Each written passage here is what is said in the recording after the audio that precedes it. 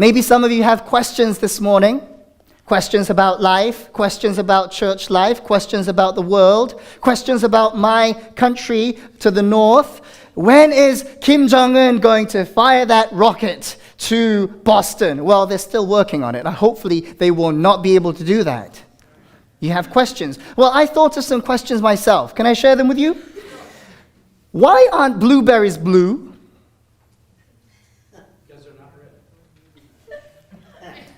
If superheroes are so smart, why do they wear their undies on the outside?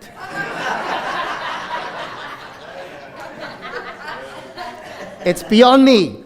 Questions. And there's more questions, but just on a more serious note. There's questions like this.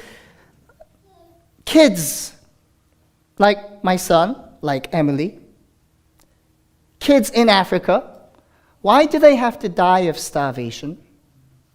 Because they lack nourishment and food and care and love and mercy. Let me go a bit further, serious questions. In 1994, the Rwandan genocide killed 800,000 people, of which 300,000 were children.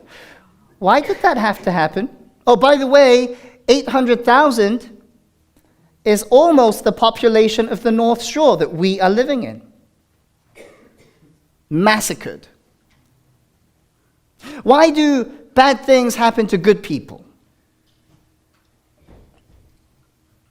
Why do good things happen to bad people? What in the world? Questions galore. Do you have questions? I do. And it seems like the prophet Habakkuk, that's good music. Hugs and Squeeze had some questions. And we're going to journey through to see how Habakkuk asks and poses these questions and how God answers. The whole book of Habakkuk, let me quickly do a summary. Chapter 1, well, the first part is a question and answer, mostly a complaint and answer. The second part is another complaint and answer. And the third part is Habakkuk's response. And maybe you've heard of Habakkuk's response. This is a very famous line from Habakkuk, 3:18, 3:17 to 19. This is what he says. Though the fig tree does not bud, and there are no grapes on the vines, though the olive crop fails, and the fields produce no food, though there are no sheep in the pen, and no cattle in the... Many no's. Lots of no's, right? Yet, I will rejoice in the Lord. I will be joyful in God my Savior. The sovereign Lord is my strength. He makes my feet like the feet of a deer. He enables me to go on the heights. He is famous for this. And we will get to it in a couple of weeks. But first, today is the question and answer.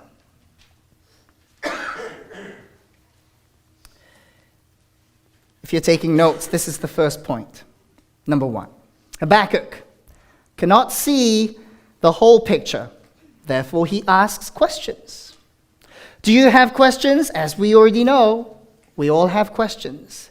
And when you have questions, God is big enough to field questions. I loved it last week when Kenny, our district superintendent, man of God, he fielded questions. He said, I want to be as transparent with you as I can, so please ask questions.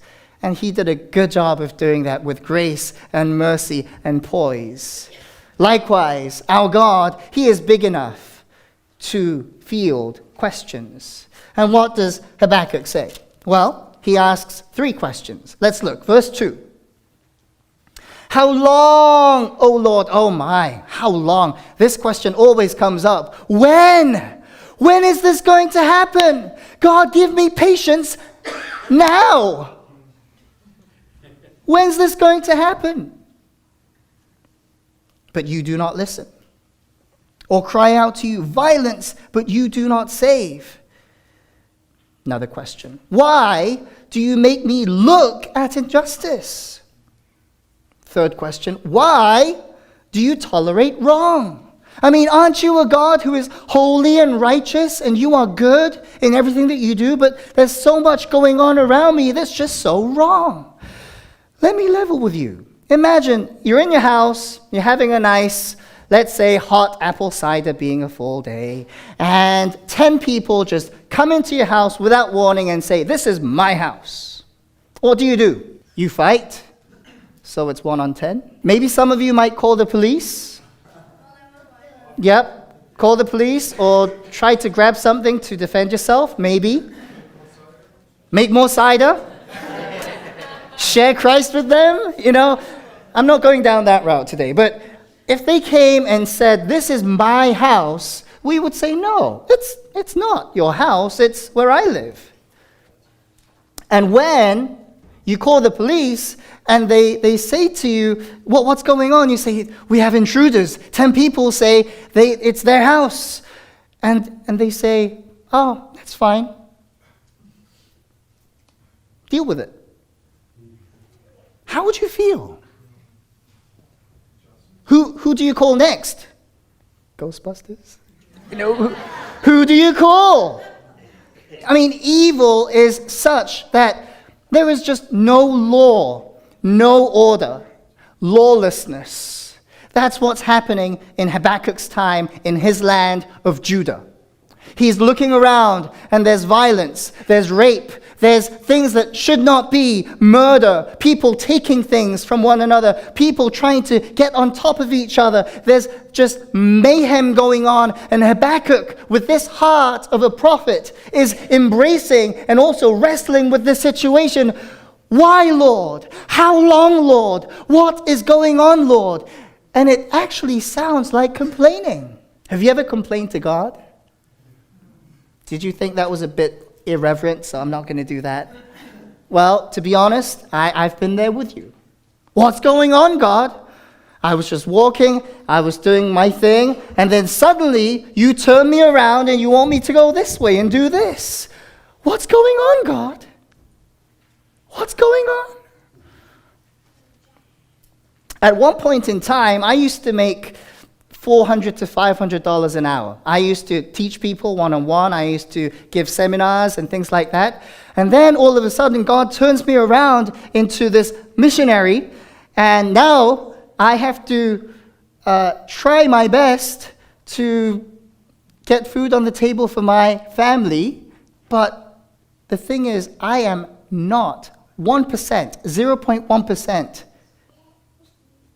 thinking about those days of having much, much more. Do you know why? Because like Habakkuk, I have embraced God's call, and I am wrestling because I know there is more.